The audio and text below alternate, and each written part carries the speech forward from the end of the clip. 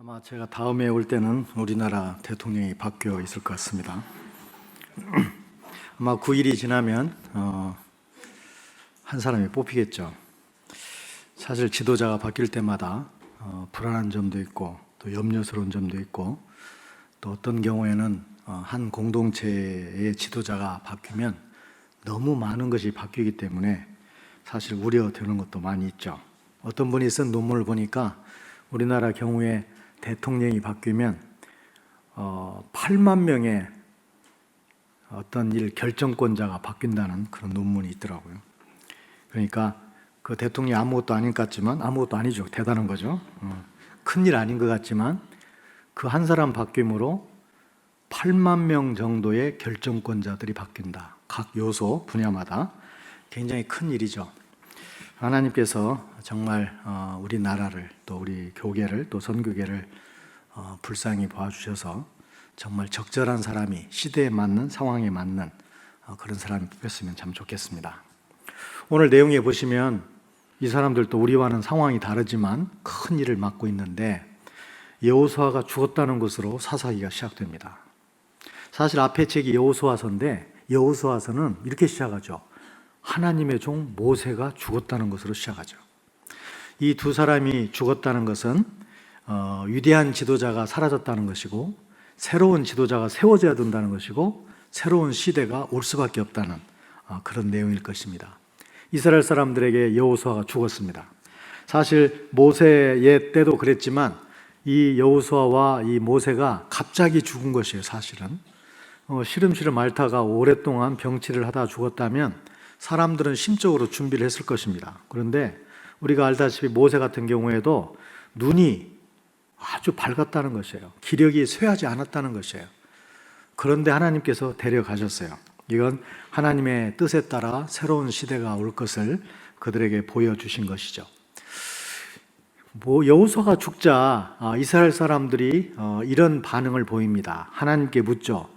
누가 어느 지파가 먼저 올라가서 가나안 땅을 정벌하기 시작할까요? 라고 물었어요. 그래서 하나님께서는 유다 지파가 올라가라 그렇게 말씀하셨어요. 그래서 유다 지파가 올라갔고 하나님께서 유다 지파와 함께 하셨기 때문에 그들이 산지의 땅을 차지하게 됩니다. 그런데 그렇게 좋은 시작으로 시작을 했는데 사실 그것이 그걸로 끝나지 않아요. 왜냐하면 우리가 지난번에도 살펴봤듯이 이스라엘 사람들은 처음에는 여호수아가 살아있고 그의 장로들이 살아있는 동안은 하나님을 섬겼어요. 하지만 그들이 죽자 새로운 세대가 일어났는데 그들은 하나님을 알지도 못했고 하나님이 하신 큰 일도 알지 못하므로 하나님을 버리죠. 우상을 숭배하죠. 그래서 하나님께서 진노하시고 그들에게 재앙을 내리시는데 어디를 가든지 재앙을 맞게 되죠. 어디를 가든지 실패하게 되죠. 그래서 그들의 고통이 심해졌다는 것이 오늘 본문의 이야기입니다. 우리 사사기는 사실 세 부분으로 나눌 수 있습니다. 우리가 쉽게 나눌 때 서론, 본론, 결론 그렇게 나누는데 오늘 우리 사사기는 그렇게 나누기 좀 힘들어요. 이렇게 나눠야 돼요. 서론, 본론, 후기. 결론이 없습니다. 물론 본론 속에 결론이 들어있다고 말할 수도 있지만 결론이 나 있지 않는 안타까운 상황이 있고 이 후기 내용에서는 더 안타까운 내용이 첨부가 되어 있습니다. 1장 1절부터 2장 23절까지가 서론으로서 이스라엘 사람들의 가나안 정복 가능성과 이스라엘 사람들의 실패를 다루고 있습니다. 그 다음에 3장 1절부터 16장 31절까지는 무려 사사가 14명이 언급이 되고 있습니다. 거의 대부분이 실패를 거듭하는 이스라엘 사람들의 신앙적인 삶을 보여주고 있죠. 그 다음에 17장 1절부터 21장 25절까지 이게 바로 후기인데 여기는 두 가지 얘기가 나옵니다. 하나는 미가와 단지파 이야기가 나와 있고 또 다른 이야기는 레위 사람과 그의 첩에 관한 이야기가 나와 있습니다. 이 후기 두 이야기를 듣고 나면 그 당시 이스라엘 사람들의 영적인 삶이 얼마나 곤고하고 피폐했는지를 잘 볼 수 있습니다. 그런데 2장 6절부터 3장 6절까지가 사사기에 굉장히 중요한 사상을 보여주는 것인데 거기에서 핵심 단어가 뭐냐면 섬겼다, 예배하다의 뜻을 가진 히브리 말로 아바드라는 단어입니다. 길지 않은 2장 6절부터 3장 6절 사이에 이 아바드라는 단어, 예배했다, 섬겼다는 단어가 8번이나 반복되고 있습니다. 그래서 2장 7절 보시면 여호와께서 이스라엘을 위하여 행하신 모든 큰 일을 본 자들이 사는 날 동안 여호와를 섬겼더라 라고 아바드를 사용했고, 그 다음에 이제 3장 6절에 보시면 그런데 그 아바드라는 똑같은 단어가 그들이 신들을 섬겼더라, 우상을 숭배했더라, 이 여기에도 똑같은 단어를 사용하고 있습니다. 그러니까 사사기의 중심 사상이 섬겼다, 예배했다 했는데 그들이 누구를 섬기냐에 따라서 그들의 운명이 달라졌다는 것이죠. 하나님을 섬길 때는 복을 받고 모든 일이 형통했는가 하면, 그들이 하나님을 버리고 우상을 숭배하게 되면 곤고하고 아주 힘든 삶, 그 다음에 재앙을 받는 삶을 살았다는 것이에요. 사실 이런 사사기의 중심 사상은 신명기와도 이어져 있습니다. 신명기 30장에 보시면 19절 20절에 내가 오늘 하늘과 땅을 불러 너희에게 증거를 삼노라. 내가 생명과 사망과 복과 저주를 내 앞에 두었은즉 너와 내 자손이 살기 위하여 생명을 택하고 내 하나님 여호와를 사랑하고 그의 말씀을 청종하며 또 그를 의지하라. 이 내용에 보시면 너희들이 앞에 두 길이 있는데 여호와를 택하면 생명이요 복이요, 너희들이 우상을 택하면 저주요 사망이라는 것이에요.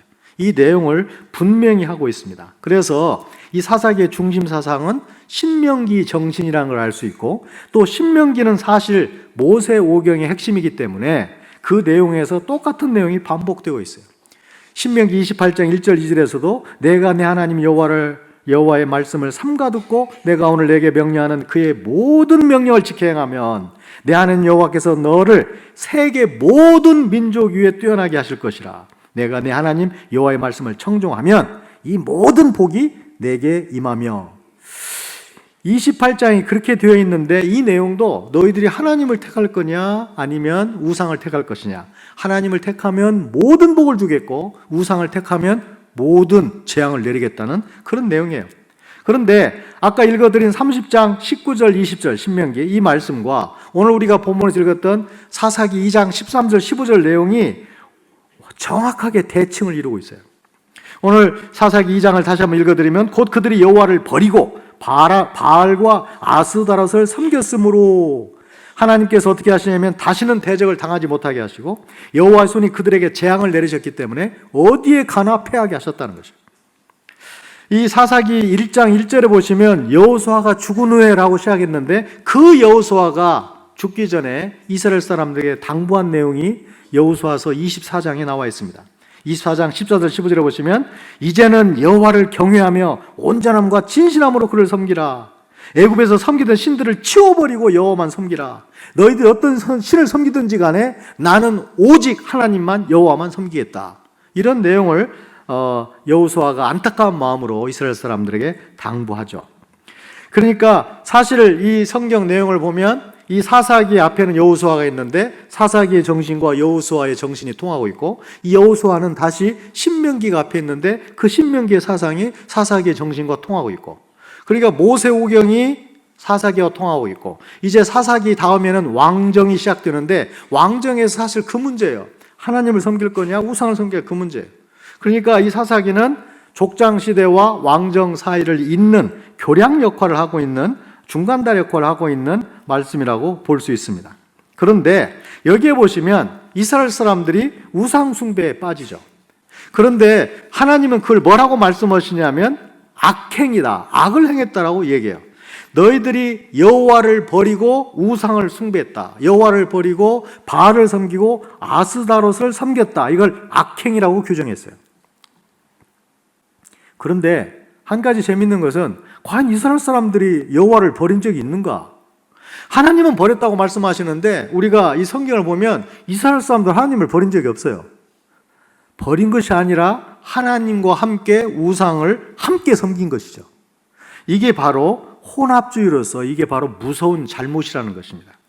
하나님은 뭐라고 말씀하시냐면 네가 나 말고 다른 걸 동시에 섬긴다고 말하지만 내가 볼 때는 나를 섬기는 것이 아니고 나를 버린 것이고, 이스라엘 사람들은 우리가 언제 하나님을 버렸습니까? 하나님도 섬기고 바알도 섬겼는데 이렇게 말하는 것이죠. 제가 우리 부족에 가서 선교 생활을 시작하면서 복음을 전했을 때 정말 처음에 너무 신이 났어요. 왜 그랬냐면, 아니 동네 사람을 불러다가 이 부족한 부족말을 가지고 복음을 전하는 쪽쪽 다 믿겠다는 거예요. 한 사람도 거절을 안 해요. 제가 전하면 다 믿겠대요. 그렇게 되면 얼마나 큰 영적인 부흥이 일어나겠어요. 제가 너무 기분이 좋았어요. 하나님이 다 준비해 놓으셨구나. 나는 할 일이 없구나. 내가 아무리 말이 부족해도 복음을 전하기만, 너 믿을래 안 믿을래? 믿겠다는 거예요. 영접할래? 영접하겠다는 거예요. 기도 따라설래? 따라서겠다는 거예요. 그리고 정말 믿겠대요. 저는 그래서 우리 부족 사이에 엄청난 영적인 부흥이 곧 일어나겠구나라고 생각을 했어요. 그런데 그런 꿈이, 그런 야무진 꿈이 오래가지 못했어요. 한 사람이, 어느 조력자가 저한테 왔어요. 아이가 아팠어요. 아픈 아이를 데리고 왔습니다. 그리고 기도해달래요. 제가 마음에 좀 두려운 마음이 있었어요. 한국에서 그런 일을 해봤더라면 좀 나았을 텐데, 그렇게 막 안수 기도하고 막 병자를 치료하고 한 적이 한 번도 없기 때문에 걱정이 됐지만, 그 하나님은 그런 능력이 있는 분이니까 뭐 두려울 게 뭐냐, 데려오라 그래가지고 제가 손을 얹고 기도했어요. 열심으로 기도했어요. 그래가지고 나았으면 얼마나 좋겠어요. 안 나왔어요. 그러니까 이 친구가 2, 3일 동안 안 나와요. 우리 성경을 번역하는 모임에 안 나와요. 알아보니까 그 사이에 그 친구는 어디를 갔는가? 무당한테 갔던 거예요. 이제 저한테 와서 기도를 하니까 안 나오니까 이제 무당한테 가가지고 굿을 해보라는 거예요. 그런데 그 굿을 했는데도 안 나왔어요. 그래서 일주일쯤 지났다가 저한테 다시 왔어요. 그때야 제가 그 사람의 믿음의 실체를 알게 된 것이에요. 이 사람이 뭐라고 말했냐면, 저보고 다시 한번 기도해보래요. 혹시 나을지 모르니까. 그러니까 그 사람은 믿은 게 아니에요. 다 믿는다는 것은 다 안 믿는다는 것입니다. 지금 이 사람이 하나님을 믿는데요. 예수님도 믿겠대요. 예수님이 나를 구원했대요. 그런데 그 똑같은 사람이 무당도 믿고 자기들의 토속신앙도 믿고 다 믿어요. 그 사람을 하나님이 뭐라고 말씀하시는가? 너희들은 나를 안 믿는다라고 말씀하시는 거예요. 지금 이 유대인들이 바알을 섬깁니다. 이 바알이라는 이름은 구약 성경에 71회나 나옵니다. 아주 자주 나오는 우상의 대표적인 대명사예요, 사실은. 이 바알은 그들에게 있어서, 가나안 사람에게 있어서 기후를 관장하는 신이었습니다. 그래서 폭풍과 비를 내리게 하는 신이라고 믿었어요. 그리고 아스타롯은 누구냐면 바알 신의 부인이에요. 아내 두는 신이에요. 그런데 이 아내 두는 신은 농사를 관장하고 다산을 관장하는 신이었어요. 그러니까 이 가나안 사람들이 사는 모습을 보니까 이스라엘 사람들이 생각할 때 저 사람들이 저 우상을 섬기기 때문에 풍년이 들고 생활이 윤택하고 자식도 많이 낳고 쾌락도 있고 즐거움도 있고 기쁨도 있구나. 그렇다면 우리가 보이지 않는 하나님을 어렵게만 섬길 문제가 아니라 우리도 저들처럼 다 섬기면 되겠구나. 하나님도 섬기고 바알도 섬기고 아스타롯도 섬기고, 그러면 우리는 하나님으로부터 영적인 복을 받을 뿐만 아니라 저 바알과 아스타롯으로부터 모든 풍요와 모든 쾌락과 모든 기쁨도 다 받을 게 아닌가, 이렇게 생각한 것이죠. 하나님을 믿으면서 적절하게 다른 신, 우상 이런 것들을 섞어서 섬기는 것이 얼마나 쉽고 얼마나 위험한 것인가를 이스라엘 사람들이 잘 보여주고 있습니다. 하나님께서 십계명을 주셨는데 그 십계명이 놀랍죠. 두 번째 계명이. 우리의 첫 번째 계명은 그렇게 놀랍지 않습니다. 창조주시고 유일신이신 하나님이 나 위에 다른 신을 섬기지 말라. 얼마나 당연한 것이에요. 하나님 용납 못하겠다는 거죠. 나만 유일한데. 그런데 두 번째 계명은 좀 이상합니다. 이렇게 말합니다. 너를 위하여 새긴 우상을 만들지 말고, 또 위로 하늘에 있는 것이나 아래로 땅에 있는 것이나 땅 아래 물속에 있는 것에 어떤 형상도 만들지 말며 그들에게 절하지 말며 그들을 섬기지 말라. 이 내용이 뭐냐면 나를 어떤 형상으로도 만들지 말라는 것이에요. 하나님이 왜 그렇게 말씀하셨을까요? 사실 이 계명, 두 번째 계명을 정식으로 정면으로 어긴 사건이 뭐냐면 출애굽기 32장 사건이에요. 하나님께서 모세를 부르시죠. 시내산에서 계명을 주시겠다고. 모세가 올라갔어요. 40일이 되었는데도 모세가 내려오지 않습니다. 참지 못하고 기다리지 못하고 하나님을 제대로 신뢰하지 못한 이스라엘 사람들이 아론에게 오죠. 우리 신을 만들자.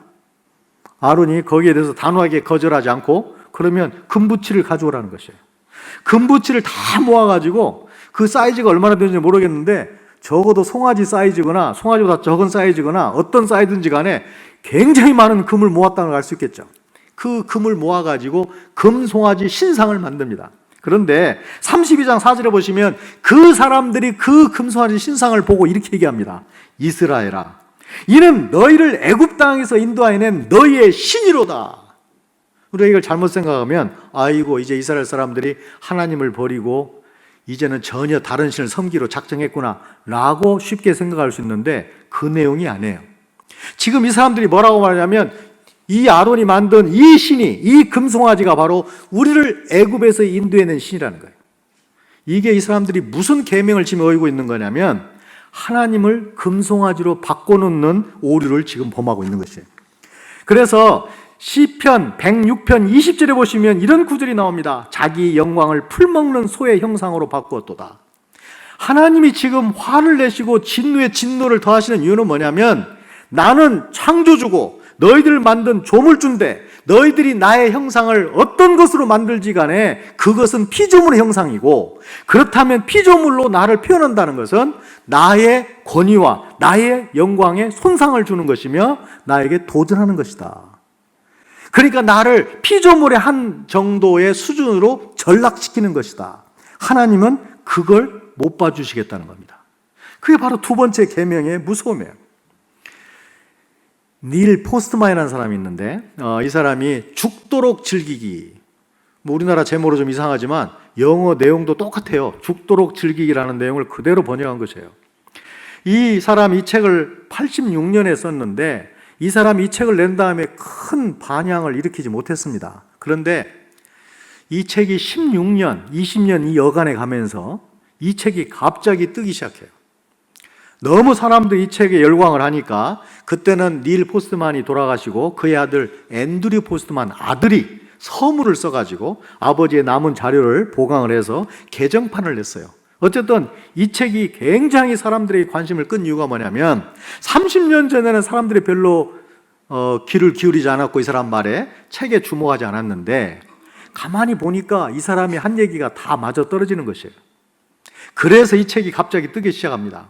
사실 이 사람은 이 사람의 전 사람으로 맥루하냐라는 사람이 있어요. 이 맥루하냐라는 사람이 무슨 말을 하냐면 미디어는 메시지다라는 말을 처음 공식으로 한 사람이에요. 우리는 미디어는 메시지가 아니고 메시지를 전달하는 수단이라고 우리는 알고 있죠. 그게 맞죠. 그러니까 텔레비전은, 라디오는, 뭐 SNS는, 인터넷은 다 우리가 원하는 메시지를 전달하는 수단이죠. 그걸 미디어라고 그러죠. 그런데 맥루하는 사람이 뭐라고 하냐면 아니다. 미디어는 메시지라는 거예요. 우리가 미디어를 선택하게 되면, 어떤 형상을 택하게 되면, 어떤 이미지를 택하게 되면, 어떤 수단을 택하게 되면 그걸로 끝나지 않는다는 것입니다. 그것 때문에 메시지가 바뀌기 시작한다는 것이에요. 사람들이 하나님을, 보이지 않는 하나님을 섬기도록 되어 있는데 그 하나님을 섬긴답시고 하나님을 금송아지 신상으로 바꾸어 놓으면 하나님에 대한 메시지가 바뀌기 시작하는 것이에요. 어떻게 바뀌는가? 피조물의 한 존재로, 피조물의 하나로 전락해버리는 것이에요. 하나님은 그걸 참을 수 없다는 것입니다. 닐 포스트만이라는 사람은 뭘 주장하냐면 미디어는 은유다라는 말을 했어요. 미디어는 메시지가 아닌 것 같지만 그 안에 큰 메시지를 담고 있고 그 메시지가 미디어에 의해서 결정되어서 우리에게 은유적으로 결국 메시지를 주고야 만다는 것이에요. 신명기 4장에서 하나님께서 뭐라고 말씀하시냐면 네가 그 땅에서 아들을 낳고 손자를 얻으며 오래 살 때 만일 스스로 부패하여 무슨 형상의 우상이든지 조각하여 내 하나님 여호와 앞에 악을 행함으로 그의 노를 일으키면, 이렇게 말씀하시고 그러면서 뭐라 하냐면 너는 거기서 사람의 손으로 만든 바 보지도 못하고 듣지도 못하고 먹지도 못하고 냄새도 맡지 못하는 목석의 신들을 섬길 것인데 내가 그걸 용납하지 않겠다는 것입니다. 그러면서 뭐라고 결론을 짓냐면 끝날에 내가 내 하나님 여호와께로 돌아와서 그의 말씀을 청종하리니.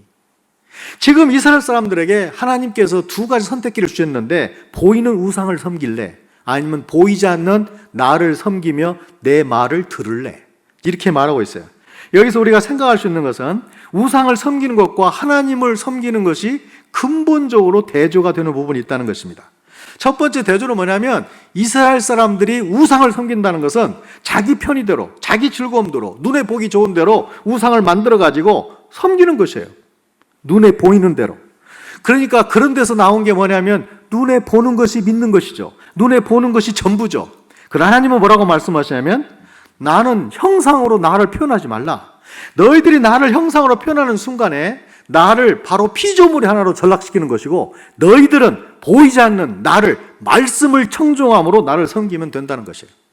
말씀을 순종할 것이냐, 눈에 보이는 우상을 숭배할 것이냐, 이 문제를 하나님께서 우리에게 말씀하고 계신 것이죠. 하나님 여호와의 모든 명령을 버리고, 열왕기하 17장에 보시면 이스라엘 사람들의 우상 숭배를 뭐라고 표현하냐면, 그들이 하나님의 모든 명령을 버리고 자기들을 위하여 송아지 형상을 부어 만들고 아세라 목상을 만들고 하늘의 일월 성신을 경배하며 또 바알을 섬기고 있다는 것이에요. 하나님께서 우리에게 지적하시는 건 뭐냐면 바로 그 혼합주의를 얘기하는 것입니다. 이 사람들은 적어도 겉으로는 하나님을 버린 적이 없어요. 하나님과 우상을 동시에 섬겼을 뿐이죠. 하나님은 그걸 용납하지 않겠다는 것이고, 하나님께서 요구하시는 하나님을 섬기는 신앙, 그 삶은 뭔가 말씀을 청종하는 것이다. 자꾸 형상에, 이미지에 모든 걸 걸지 말라는 것이죠. 사실 우리에게 있어서 말과 이미지는 둘 다 중요합니다. 메시지를 전달하는 수단이죠. 이미지를 말로 보강할 수도 있고, 또 말을 효과적으로 설명하기 위해서 이미지를 보여줄 수도 있어요. 그런데 문제는 말이 빠져버리고 이미지만 남게 되면 그건 쉽게 오용되고 악용될 수 있다는 것입니다. 우리가 특별히 민수기 21장에 보시면 모세의 놋뱀 이야기가 나오죠. 이스라엘 사람들이 계속해서 불순종 업무를 하니까 하나님이 참다 못해가지고 독사를 광야에 풀어놓습니다. 그래서 이 불뱀 때문에 많은 사람이 물려서 죽어갑니다. 이들이 하나님의 자비를 구하니까 하나님께서 뭐라고 말씀하시냐면 모세에게 놋뱀을 만들어 장대에 달아놓으라는 것이에요. 그리고 누구든지 그 놋뱀을 바라보기만 하면 살려주겠다는 것이에요. 그래서 많은 사람이 바라보고 살았습니다. 그러나 또 다른 많은 사람들은 끝까지 그걸 바라봤다고 내가 살아? 내가 죽고 말지? 그러면서 안 바라보고 죽었어요. 예수님이 나중에 신약에서 뭐라고 말씀하시냐면 모세가 광야에서 놋뱀을 든 것처럼 인자도 들려야 하리라. 이 말씀을 통해서 예수님의 십자가 사건이 바로 이 놋뱀 사건과 연관이 있다는 걸 보여줘요. 그러니까 놋뱀이 모형이라면 예수님의 십자가 사건은 원형이라는 것이죠. 그런데 그렇게 귀하게 사용되었던 이 놋뱀 이야기가, 이 놋뱀이 훗날에 어떤 일을 하게 되는가? 엄청난 많은 사람에게 죄를 범하게 만드는 도구가 돼요. 히스기야 왕 때 어떤 일을 하냐면 그 놋뱀을 산당에 안치시킵니다. 그리고 숭배의 대상으로 놋뱀을 삼죠. 그리고 그걸 섬기기 시작합니다. 그래서 많은 사람이 우상의 미혹에 빠지게 되죠. 히스기야 왕이 대처한 것은 뭐였냐면 그 놋뱀을 갖다가 부숴버리는 것이었어요. 그러니까 이와 같이 우리에게 도움을 주는 이미지다, 우리에게 도움을 주는 형상이라 할지라도 말씀이 빠져버리고 이미지만 남게 되면 그것이 바로 우리의 신앙을 다른 잘못된 방향으로 이끌어가는 아주 안 좋은 도구가 된다는 것이죠. 사실 오늘 우리가 사사기를 살펴보고 있는데 사사기의 서론 부분을 살펴보자면 세 가지로 제가 나눌 수 있다고 생각을 합니다. 첫 번째로는 우리가 지난 시간에 살펴봤던 신앙의 전수 문제예요. 신앙의 전수가 실패하면 우리 후손은 재앙밖에 남는 게 없다는 거고, 이제 두 번째는 이 사사기가 갖고 있는 두 가지 종류의 교훈입니다. 하나는 긍정적인 교훈이에요. 사사기가 부정적인 교훈이 압도적으로 많지만 긍정적인 교훈이 없는 건 아니에요. 그래서 우리는 사사기를 살펴보면서 수많은 부정적인 교훈을 살펴볼 겁니다. 그렇지만 오늘만이라도 우리가 사사기에 있는 긍정적인 교훈을 모아서 오늘 한번 우리가 나누어 보기를 원합니다. 아까 말씀드린 것처럼 여호수아가 죽은 후에라는 말로 사사기가 시작되고, 하나님의 종 여호와의 종 모세가 죽은 후에라고 여호수아가 시작하는데, 사실 이것은 한 시대가 끝났다는 걸 의미해요. 아니, 위대한 지도자가 이제 죽었고 새로운 지도자가 일어나야 된다는 것을 의미해요. 그런 시기에 사실 우리는 불안하고 어떤 때는 염려가 줄 수밖에 없죠. 이스라엘 사람들이 얼마나 절망과 낭망의 시기였겠어요. 모세가 어떤 사람이에요? 하나님 앞에 서서 하나님을 대면하여 하나님의 뜻을 전했던 사람이에요. 200만이나 되는 그 큰 사람들을 애굽에서 출애굽시켜가지고 광야에서 40년 동안을 먹이고 재우고 했던 사람이 바로 이 모세예요. 그 사람이 갑자기 죽었어요. 병을 앓다가 죽었다면 준비할 수 기간이 있었다니까요. 그런데 갑자기 죽었어요. 시력이 여전했어요. 기력이 여전했어요. 그런데 하나님이 데려가셨어요. 여호수아도 마찬가지입니다. 이제는 가나안 정복을 앞두고 어떻게 할 것인가, 이제 딱 당면한 문제가 가나안 정벌인데 그 위대한 여호수아도 죽었어요. 우리는 여기서 절망하고 낭망할 수도 있겠지만 우리가 여기서 얻을 수 있는 첫 번째 긍정적인 교훈은 뭐냐면 사람이 죽고 위대한 지도자가 사라져도 하나님의 변화없는 역사는 계속된다는 것입니다. 아무리 우리가 기대하던 대단한 위대한 지도자가 사라지더라도 절망 가운데 우리가 굉장히 불안한 마음이 있을지라도 우리 신앙이라면 바라보고 믿을 수 있는 건 뭐냐? 그 뒤에서 변함없이 역사하시는 하나님을 볼 수 있다는 것이에요. 저는 우리나라에 대해서도, 우리나라 경제, 정치, 사회에 대해서도, 아니 선교계와 교계에 대해서도 절망적인 부분이 아주 많지만 사실 그것들 때문에 우리가 절망하고 그것들 때문에 낭망할 문제가 아니고 여전히 우리 뒤에 계셔서 우리의 모든 걸 주관하시고 우리의 모든 걸 인도하시는 그 하나님 때문에 우리가 소망을 가질 수 있어야 된다고 저는 생각을 합니다.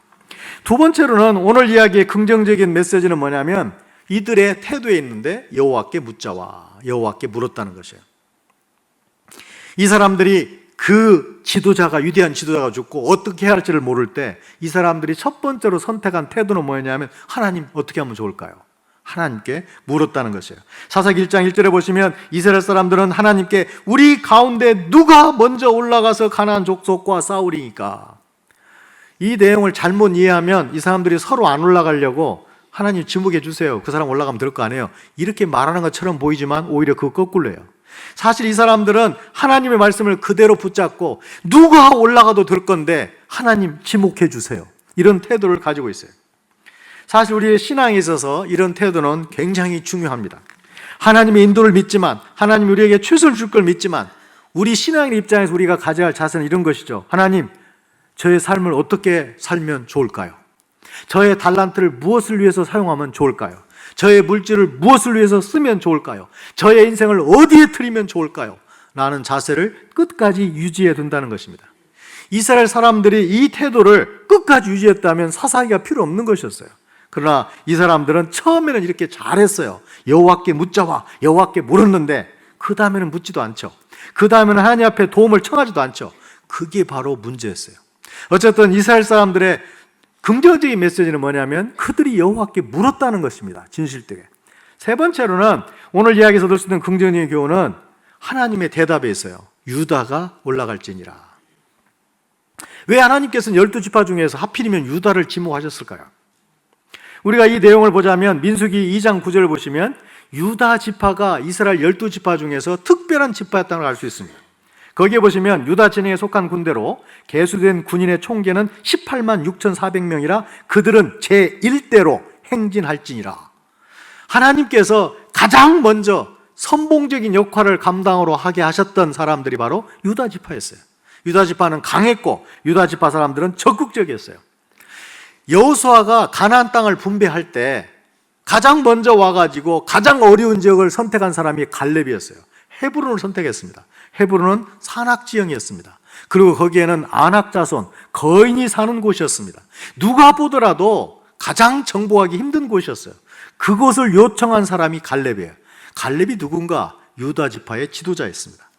유다 지파가 이렇게 하나님 앞에서 선봉적인 역할, 적극적인 역할, 강한 지파였기 때문에 하나님이 유다를 지목하신 것이에요. 그렇다면 하나님의 선택은, 하나님의 사역에 대한, 우리의 사역에 대한 위임은 항상 정확하다는 것이에요. 여러분이 어떤 일을 맡으셨든 간에 큰 일로 보이든지 작은 일로 보이든지 중요한 일로 보이든지 아니면 좀 하찮게 보이는 일이든지 간에 어떤 일이든 간에 교회에서, 공동체에서 하나님도 맡은 일들은 하나님의 안목에서 유임된 것으로서 정확하다는 것입니다. 우리가 생각할 때 이거 너무 벅찬 것이야, 나를 이 정도밖에 취급 안 해, 이렇게 볼 문제가 아니라는 것이에요. 하나님의 선택은 항상 최선의 사람을 선택하시고 최선의 그룹을 선택하셔서 하나님의 일을 하게 하신다는 것입니다. 그러니까 우리가 봐야 할 것은 현실적인 그런 조건이나 인간적인 생각을 봐야 할 게 아니고 하나님의 안목을 믿어야 되는 것이죠.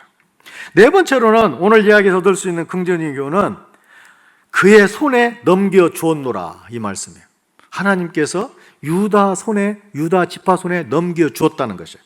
다른 성경은 뭐라고 하냐면 붙였다는 말을 썼고, 특별히 우리가 여호수아서 1장 3절에 보시면 발바닥으로 밟는 내가 다 너에게 주었다.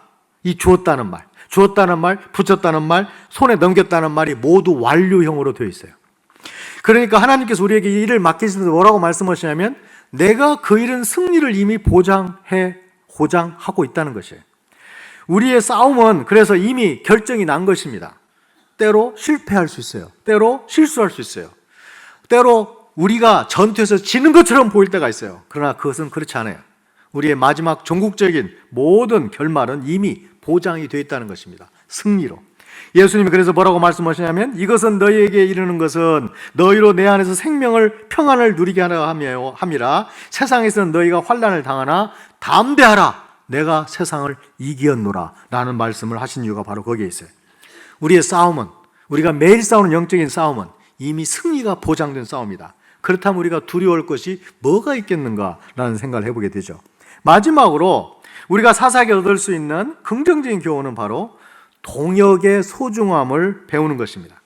유다지파가 지목이 되자 유다지파가 먼저 한 일이 있어요. 3절에서. 그건 뭐냐면 시므온을 찾아가는 겁니다. 시므온을 찾아가서 도움을 요청하는 겁니다. 시므온이 누군가? 유다의 친형이에요. 친형을 찾아가서 도움을 요청합니다. 그러니까 그러면서 뭐라고 말하냐면 이 3절에만 하더라도 3번이나 반복되는 구절이 이겁니다. 함께라는 단어예요. 나와 함께 올라가서 얻은 땅에 함께 가리라. 그와 함께 가니라. 함께. 이 말은 바로 영적인 싸움의 승리의 비결은 다른 데 있지 않고 동역에 있다는 것을 우리에게 분명하게 보여주고 있습니다. 히브리서 10장 24절 25절에 보시면 서로 돌아보아 사랑과 선행을 격려하며 모이기를 패한 어떤 사람들 습관과 자지 말고 오직 고난의 그날이 가까움을 볼수록 더욱 그리하자 되어 있는데 앞부분에 보면 서로 돌아보아 사랑과 선행을 격려하는 것이에요. 어떤 점에서 가장 낭망이 쉽고 절망이 쉬운 사람들이 영적인 사람들일 수 있어요. 왜냐하면 우리는 보이지 않는 걸 심는 사람들이기 때문에. 우리의 영적인 기도, 우리 영적인 말씀 보는 거, 우리 영적인 어떤 것들은 사실 눈에 잘 안 보여요. 돈을 벌기 위해서, 업적을 얻기 위해서 뭔가를 하면 그 결과가 나타나요. 그러나 우리가 기도하는 건 잘 안 보여요. 우리가 말씀 읽는 거 잘 안 보여요. 주님께 의지하는 거 잘 안 보여요. 그래서 어떤 점에서는 예수 믿는 사람들이 더 낙망하고 좌절할 수도 있어요. 바로 그 사람들에게 필요한 건 뭐냐면 서로 돌아보아 사랑과 선행을 격려하라는 것이에요. 하나님께서 우리에게 맡겨주신 게 뭐냐면 함께 동역함으로 네 일만 쳐다볼 게 아니라 옆에 있는 사람 일도 쳐다봄으로 함께 격려하여 그 일을 이루라는 것이죠. 또 하나는 그 격려는 어떻게 이루어지는가? 바로 함께 모여야 이게 뭐가 되는 것이죠. 우리가 5일째 근무가 결정됐을 때 교회 목사님들이 너무 좋아하는 모습을 제가 본 적이 있어요. 야, 이제 우리 성도들이 마음껏 주님을 섬길 수 있겠구나. 날짜가 시간이 이렇게 많으니까 5일만 근무하면 되니까. 그런데 그 기대와 전혀 반대로 가죠. 이제는 노는 날이 많구나. 그러니까 놀러 가야 되겠구나. 그래서 교회는 안 나오고 너무 놀기에 바빠서 봉사를 하지 않는 사람들도 많이 생겨나게 됐어요. 그러니까 시간이 많다고, 여가가 많다고 하나님을 섬기는 쪽으로 시간을 쓰는 게 아니에요. 오히려 거꾸로일 수 있어요. 에베소 5장 16절에 보시면 굉장히 중요한 명령을 바울이 우리에게 주고 있죠. 세월을 아끼라 때가 악하니라. 이 구절을 보시면 우리 한국말은 두 문장으로 되어 있죠. 우리 한국말은 접속사를 많이 쓰는 걸 별로 좋아하지 않는 언어입니다. 그래서 여기에도 그런 것을 했어요. 세월을 아끼라 때가 악하니라. 이 두 문장 사이에 접속사가 원래 있어요. 그건 호티라는 왜냐하면이라는 접속사입니다. 그러니까 이 내용을 그대로 직역을 하면 세월을 아끼세요. 왜냐하면 때가 악하기 때문입니다. 이 말이에요. 때가 악해지면 새 시간을 사용하는 게 더 어려워집니다. 그 말이에요. 여기에 아끼라는 단어가 우리가 생각하는 시간 아껴요, 돈 좀 아껴 써요, 이런 단어를 지나는 단어입니다. 이게 구출해내라 그런 뜻이에요. 시간을 구출해내세요. 왜냐하면 때가 악하기 때문입니다. 때가 악해지고 종말이 오면 갈수록 여러분은 많은 시간들을 여러분을 위해서 중요한 일 아닌 덜 중요한 일에서 시간을 빼앗기게 될 겁니다. 그러니까 중요한 일을 위해서 시간을 확보하고 시간을 구출해내지 않으면 여러분은 중요한 걸 하지 못하게 될 것입니다. 그러니까 시간을 구출해내라는 소리예요. 아무리 시간이 많아지고 우리가 여가를 좋아하지만 생각해야 할 것은 정말 중요한 일을 위해서는 만나야 되고 모여야 되고 모임을 가져야 되는 것이죠. 그렇게 의도적으로 시간을 만들어내지 않으면, 구출해내지 않으면 때가 악해지면 악해질수록 많은 시간을 다 빼앗아 가버린다는 것이에요. 우리의 바람은, 영적인 바람은 시간이 많아지니까 주님을 더 섬기고 더 자주 모이고 더 주님을 위해서 봉사할 것 같지만 오히려 그 거꾸로라는 거예요. 지금 하나님께서 우리에게 말씀하시는 내용이 바로 그것입니다. 서로 격려하는 것은 서로 만남을 통해서만 격려가 되는 것이에요. 사실은 서로 시간을 내음을 통해서만 그런 격려가 이루어질 수 있는 것이죠. 이제 오늘 말씀을 정리하려고 합니다. 오늘 사사기에는 우리에게 주는 긍정적인 메시지가 있습니다. 첫 번째로는 아무리 지도자가 바뀌고 시대가 바뀌어도 우리가 믿을 수 있는 건 항상 변화없는 하나님의 역사는 있다, 존재한다, 그 뒤에 계시다는 사실을 믿는 것입니다. 두 번째로는 하나님의 뜻을 묻고 그분의 뜻에 순종하는 자세를 처음부터 끝까지 계속 유지하는 것이 잘하는 것이라는 겁니다. 이스라엘 사람들이 처음에 잘했어요. 이것을 유지하지 못했던 것이 그들의 잘못이었죠. 세 번째로는 하나님의 선택과 위임은 항상 최선이라는 것이에요. 우리가 맡고 있는 크고 작은 일들은 하나님의 선택과 하나님의 위임에 따라 주어진 것들이에요. 하나님의 안목에 따라 주어진 것들이에요. 그것들은 최선한 사실을 믿을 필요가 있습니다. 네 번째로는 이미 우리가 지금 싸우고 있는 것은 이미 승리가 보장된 싸움을 싸우고 있다는 것이에요. 낭망할 수 있습니다. 질 수 있습니다. 절망할 수 있습니다. 그럼에도 불구하고 우리의 모든 싸움은 끝에 종국적으로 우리는 승리하게 되어 있는, 승리가 보장되어 있는 싸움을 싸우는 것입니다. 마지막으로 우리는 동역을 통해서 영적인 싸움에서 승리를 얻을 수 있고 사역을 감당할 수 있다는 것입니다. 그 일은 서로 격려하는 일, 서로 모이는 일, 서로 시간을 내주는 일로 통해서 이루어지는 것이지 저절로는 되지 않는다. 이런 사실을 우리가 기억했으면 좋겠습니다. 특별히 오늘 사사기의 이 말씀을 통해서 이 어려운 시기를 사는 우리들에게 하나님의 말씀이 큰 위로와 큰 지침이 되기를 주님의 이름으로 축원합니다. 기도하겠습니다. 하나님 아버지, 참으로 감사합니다. 오늘 또 우리에게 복된 주일을 허락해 주셔서 이렇게 함께 모여서 찬양하고 경배하고 말씀을 나누고 교제할 수 있게 해주신 것 참으로 감사합니다. 하나님 아버지, 특별히 사사기를 통해서 우리가 긍정적인 교훈들을 한번 생각해 보았습니다. 그 긍정적인 교훈들을 우리의 신앙생활에 하나라도 접목할 수 있는, 적용할 수 있는 저희들이 되게 도와주시고 우리의 신앙의 한 모습이라도 달라질 수 있는 은혜로운 저희들이 되게 도와주옵소서. 오늘 또 우리에게 귀한 시간 주심을 다시 한번 감사하고 이 모든 말씀을 예수님의 이름으로 기도하였습니다. 아멘.